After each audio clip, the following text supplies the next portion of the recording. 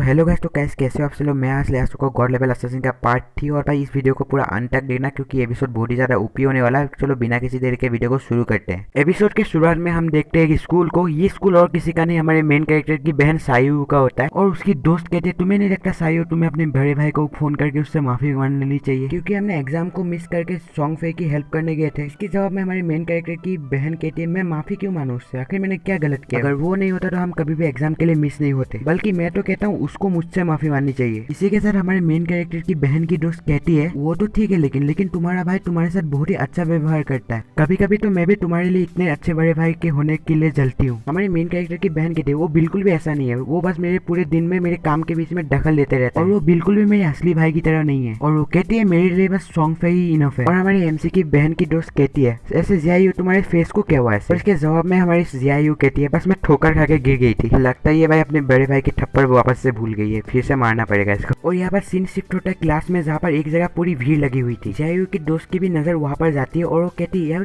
Classroom में इतने ज्यादा भीड़ क्यों लगी हुई है। इसी के साथ हमारी नजर जाती है क्लासरूम के एक बच्चे पे जिसके भाई पूरा शरीर ट्रांसपेरेंट हो चुका था, अगर हम उसको छूते तो हमारा हाथ उसके आर पार निकल जाता है। टीचर भी शायद सोच रहे होंगे भाई ये क्या हो गया, मिस्टर इंडिया कैसे बन गई। और हमारे मेन कैरेक्टर की बहन की दोस्त कहती है आखिर ये जांग वई के साथ हो क्या रहा है, कि ये सेमी ट्रांसपेरेंट कैसे हो गया। के बगल में जो लड़का होता है वो कहता है मैं श्योर नहीं हूँ बट लेकिन इसने मुझे कहा था बस उसे थोड़ी सी नींद लेनी है। जब हमने इस तरफ मुड़ा तो देखा कि ये सेमी ट्रांसपेरेंट हो चुका था। कुछ लोग कह रहे होते हैं अरे ये कोई अलग ही मामला नहीं है, अभी मैंने इंटरनेट पे देखा कि सब लोग इसी मामले से जूझ रहे हैं। वेल शायद ये अलग ही मामला नहीं है क्योंकि भाई ये जो लोग ऐसे सोते हैं, मुझे ऐसा क्या लग रहा है पता है, ये लोग पक्का गेम वर्ल्ड में पहुंच गए हैं इसलिए इनके रियल बॉडी के साथ ऐसा हो रहा है। में से कुछ लोग कहते हैं कुछ एक्सपर्ट्स ने कहा था जब आप सोते हो ना तो आप किसी और ही दुनिया में पहुंच जाते हो और आपकी बॉडी भी सेमी ट्रांसपेरेंट हो जाती है और आखिर कोई नहीं जानता आप कहाँ पहुंच जाते हैं। और जियायू की दोस्त कहते हैं मुझे अपने पेरेंट्स को फोन करने की जरूरत है। अरे सुनो जियायू तुम्हें भी अपने भाई को शायद कॉल कर देना चाहिए और उसे सावधान रहने के लिए कहना चाहिए। हमारी मेन कैरेक्टर की बहन कहती है जैसे कि मैं उससे पहले कांटेक्ट करूँ। हमारी मेन कैरेक्टर की बहन कहती है वैसे भी उस जैसे लड़के का अचानक मर भी जाए तो ही बेहतर होगा। दूसरी तरह हमारा सीन शिफ्ट होता है, हमें अपना मेन कैरेक्टर को दिखाया जाता है जिसने ग्रीडी हैंड सीख लिया होता है और उसका ग्रीडी हैंड का लेवल भी ब्रोंज रैंक से गोल्ड रैंक तक पहुंच चुका होता है। और अभी उसके एनिमी का लूट का पहले 20% चांस था ज्यादा मिलने का, अभी 70% हो चुका होता है। ठीक है सर, हमारे मेन कैरेक्टर को एक भाई नोटिफिकेशन आता है जिसमें उसको बताया जाता है कि आपका ग्रीडी हैंड सक्सेसफुली एक्टिवेट हो चुका है। उसको बताया जाता है उसको 2 एवोल्यूशन पॉइंट्स मिले और उसे 46 दिन की टेरेबल लाइफ स्पैन भी मिला है। हमारा मेन कैरेक्टर भी कहता है 2 एवोल्यूशन पॉइंट है, ये इतना भी ज्यादा बुरा नहीं है। ग्रीडी हैंड को इवॉल्व करने के लिए बस मुझे 3 ही पॉइंट चाहिए। अच्छी बात है, जल्दी मेरे पास 100% चांस होगा अच्छा लूट के लिए। हमारा मेन कैरेक्टर कहता है अब तक तो इस दुनिया के गवर्नमेंट को इस स्थिति के बारे में पता लग जाना चाहिए और इसके बाद अधिक से अधिक लोग इस गेम में शामिल हो जाएंगे खेलने के लिए और मुझे जल्दी अपने प्रोग्रेस को थोड़ी और स्पीड से करने की जरूरत है और मैं जिस चीज का इस्तेमाल कर सकता हूँ अभी उसको ही इस्तेमाल करने का समय है। फिर हमारा मेन कैरेक्टर एक ड्रैगर एक्यूब करता है जिसका नाम है कॉर्सिव ड्रैगर। वो ब्रोंज लेवल का एक ड्रैगर होता है और इसका अटैक 35 होता है और एजिलिटी +4 होता है और इसका रिक्वायरमेंट लेवल 1 होता है। बहुत जल्दी लोगों को पता चल जाएगा कि इस दुनिया में हम जो वेपन्स और एबिलिटी यूज करते हैं वो रियल दुनिया में हम यूज कर सकते हैं। जो यहाँ के वेपन्स है वो भी हम रियल दुनिया में ले जा सकते हैं। जब भी ऐसा होगा पूरी दुनिया में चाउस फैल जाएगी। इक्विपमेंट्स और एबिलिटी को निकालने के लिए 2 कंडीशन। पहला कंडीशन है कि आपका लेवल 10 होना चाहिए। सेकंड कंडीशन है कि आपका इनफ लाइफ स्पैन होना चाहिए, वो भी ट्रेडेबल वाला। फिर हमारा मेन कैरेक्टर कहता है छोटे मॉन्स्टर को मारूंगा तो मुझे बहुत ज्यादा ही समय लग जाएगा इसलिए मुझे बॉसेस को मारना पड़ेगा। हमारा मेन कैरेक्टर जा ही रहा होता है तभी उसकी आवाज आती है अरे मुंह में ले, अरे तू मुंह में मत ले, उधर हट जा वहां से। हमारा मेन कैरेक्टर कहता है अरे यार जंगल में कौन मुंह में दे रहा है। हमारा मेन कैरेक्टर कहता है चलो देखा जाए जंगल में कौन मुंह में दे रहा है, भाई रिकॉर्ड भी कर लूंगा इसी बहाने। फिर हम देखते कुछ लोग एक मॉन्स्टर को मार रहे होते हैं और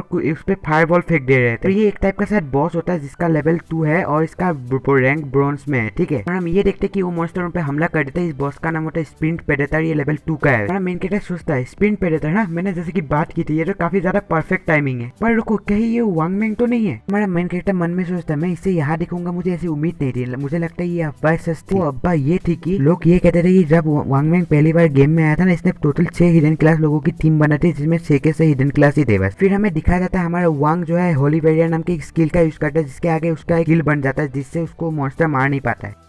वांगमैन का हिडन क्लास है होली सील्ड वॉरियर है। हिडन क्लास की खास बात ये है कि ये बाकी वॉरियर से थोड़ा ज्यादा स्ट्रॉन्ग। हम देखते हैं उसके पीछे जो मेज होती है वो फायर अटैक कर देता है उस मॉन्स्टर पे जिससे उस मॉन्स्टर को 70 का डैमेज पड़ता है। और इस मेज का हिडन क्लास है प्रोफेट और ये दूसरे मेज से ज्यादा डैमेज दे पाते हैं फायर स्पेल्स में। फिर हमें एक आर्चर को दिखाया जाता है जो उस मॉन्स्टर पे लगातार अटैक करता है और हमारा मेन कैरेक्टर इसके बारे में भी कुछ बताता है। इस हिडन क्लास का नाम है शार्प आई शूटर और इसमें और बाकी आर्चर में फर्क बस इतना है कि इसका स्टेशनर उनसे बहुत ज्यादा ही है और ये एक साथ बहुत सारे तीर को शूट कर सकता है और इसका एक्यूरेसी भी ज्यादा है। उसके साथ जो बंदा खड़ा है उसका नाम है ओरेकल प्रीस्ट, उसका हिडन क्लास का नाम है बेसिकली, और इसका हीलिंग का एबिलिटी बहुत ही ज्यादा ही मस्त है क्योंकि ये एक साथ पूरे ग्रुप को हील कर सकता है। अगले सीन में हम देखते हैं उस मॉन्स्टर पे पूरी तीरों की बरसात और फायरबॉल्स की बरसात सब कुछ हो जाती है। अगले सीन में हम देखते हैं वो मॉन्स्टर मैंग को इतने जोर से धक्का देता है कि उसका शील्ड ही टूट जाता है और वो बहुत दूर जाके गिरता है। और हम अगले सीन में देखते हैं वो जो प्रीस्ट होता है हमारे वांग मैंग को हील कर रहा होता है और वो लोग कहते हैं ये बॉस तो काफी ज्यादा ही तेज है, हमारे अटैक्स पे पहुंच ही नहीं रहे। हमारा वांग मैंग कहता है हीलर तुम मुझे जिंदा रखने की थोड़ी कोशिश करो। तो बाकी लोगों से भी कहता है तुम सब अटैक करना जारी रखो जब तक ये गिर ना जाए।